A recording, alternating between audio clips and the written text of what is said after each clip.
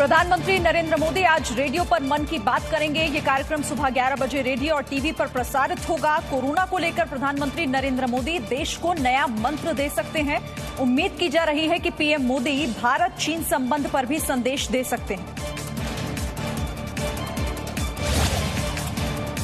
चीन से सीमा विवाद पर शरद पवार ने मोदी सरकार का समर्थन किया है। राष्ट्रवादी कांग्रेस पार्टी के अध्यक्ष शरद पवार ने कहा कि राष्ट्रीय सुरक्षा के मुद्दे पर राजनीति नहीं होनी चाहिए। शरद पवार ने कहा कि ये नहीं भूलना चाहिए कि 1962 में क्या हुआ था। एनसीपी कांग्रेस की सहयोगी पार्टी है। शरद पवार ने ये बयान राहुल गांधी के उस आरोप के जवाब में दिया है जिसमें राहुल ने कहा था कि प्रधानमंत्री नरेंद्र मोदी ने चीन की आक्रामकता के आगे सरेंडर कर दिया है। राहुल गांधी और कांग्रेस के दूसरे नेता लगातार चीन के मुद्दे पर सरकार का विरोध कर रहे हैं। अमेरिका ने चीन पर अंकुश लगाने का प्लान बनाया है। मीडिया रिपोर्ट के मुताबिक अमेरिका ने चीन को 60 दिन का नोटिस दिया। अमेरिका अब चीन की कंपनियों की निगरानी करेगा। अमेरिका ने चीन की 20 कंपनियों की पहचान कर उसकी एक लिस्ट तैयार की है जिनका नियंत्रण बीजिंग में सैन्य शासन के पास है। चीन की कंपनियों पर अमेरिका से तकनीक ले जाने का भी आरोप है। चीन के खिलाफ दक्षिण पूर्वी एशियाई देशों ने सख्त रुख अपनाया है। आसियान ने कहा कि चीन दक्षिण चीन सागर में संधि का पालन करे। इन देशों के नेताओं ने कहा कि 1982 में हुई संयुक्त राष्ट्र समुद्री कानून संधि के आधार पर दक्षिण चीन सागर में अधिकार तय होने चाहिए। प्रवर्तन निदेशालय ने कांग्रेस के वरिष्ठ नेता अहमद पटेल से कल 8 घंटे से भी ज्यादा समय तक पूछताछ की। ये पूछताछ संदेसरा ग्रुप के 14,500 करोड़ से भी ज्यादा के बैंक घोटाले को लेकर हुई। ईडी के मुताबिक कंपनियों के नाम पर बैंक लोन लेकर मनी लॉन्ड्रिंग के जरिए ये पैसा विदेशों में भेजा गया। मंगलवार को भी पूछताछ हो सकती है। उत्तर प्रदेश के मुख्यमंत्री योगी आदित्यनाथ आज अयोध्या के दौरे पर रहेंगे। इस दौरान मुख्यमंत्री योगी आदित्यनाथ रामलला और हनुमानगढ़ी में दर्शन करेंगे। साथ ही अयोध्या के विकास कार्यों को देखेंगे। सीएम योगी अयोध्या में अस्पतालों का दौरा और अफसरों के साथ बैठक भी करेंगे।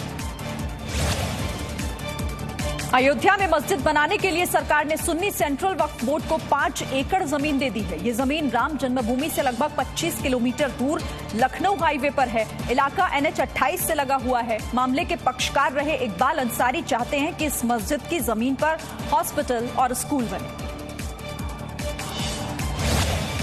देश में कोरोना संक्रमितों की संख्या 5 लाख से ऊपर पहुंच गई है। पिछले 24 घंटे में कोरोना संक्रमण के 18,552 नए मामलों की पुष्टि हुई। देश में अब तक कोरोना वायरस से 15,600 से ज्यादा लोगों की मौत हो चुकी है, जबकि 2,95,000 से ज्यादा लोग इलाज के बाद ठीक हो चुके हैं।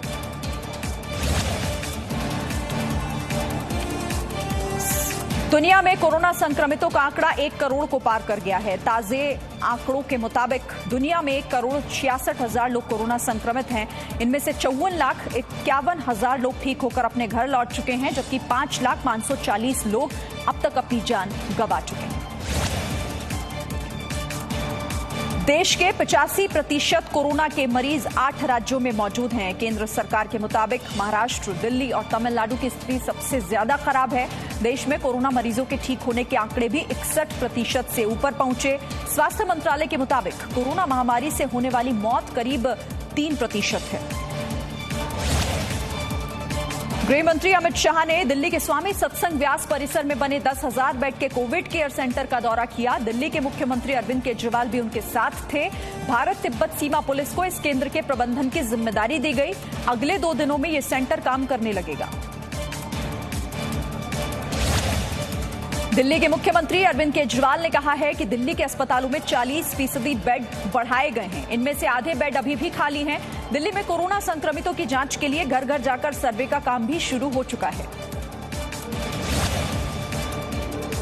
बीजेपी नेता अमित मालवीय ने अरविंद केजरीवाल के खिलाफ ट्वीट किया। अमित मालवीय ने लिखा है कि मोदी सरकार और गृह मंत्री जी ने दिल्ली को बचा लिया, वरना दिल्ली की दुर्दशा हो जाती। दिल्ली की जनता केजरीवाल की असलियत अब जान चुकी है।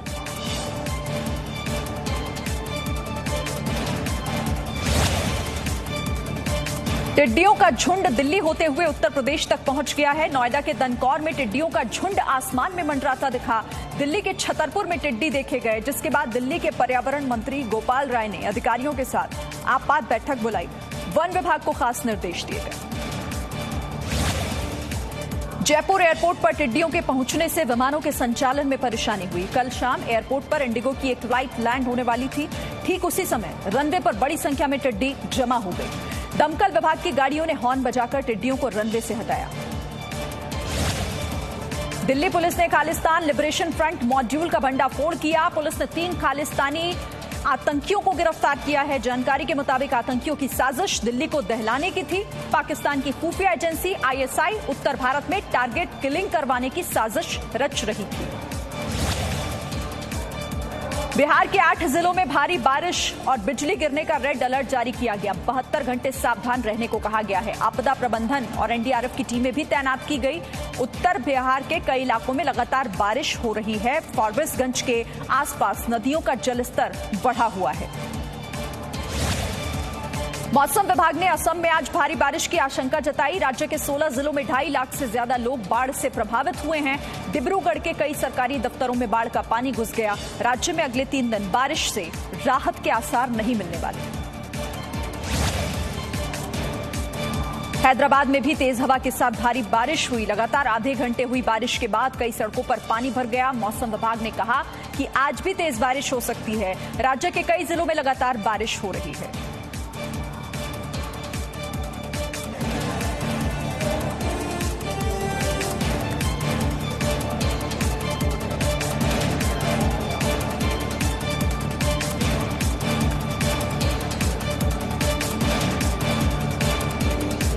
Presenting V News app, available on Google Play and App Store. Download it now.